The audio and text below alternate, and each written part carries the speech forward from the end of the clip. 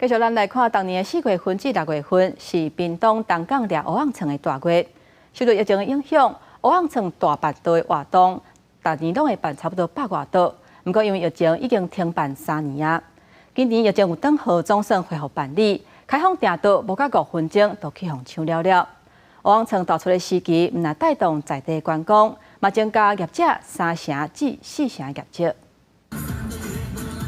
真市的沙西米摆伫桌顶，互人看甲喙烂强要流出来。受疫情影响，已经停办3档的屏东乌昂床100道的办道，拜六初早暗时总算重新举办，一道10道菜5000块有通走，开放报名无到5分钟，名额马上互抢了了。因为我们有2桌的菜单，这边加了，他那边1桌的加了，你抢了2桌。今麦呢，很出席呢，咱一定掠到乌昂床将近4500尾，就是大丰收啊！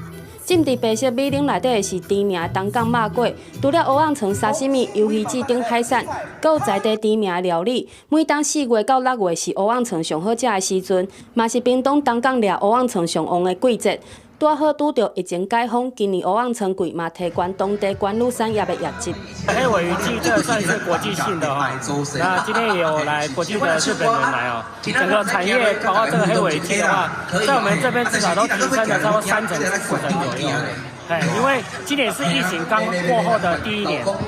100道的办道配上传统的歌厅秀表演，唔但带动在地观光，嘛推广着办道的文化。台湾近3年受疫情影响，各地观光受到打击。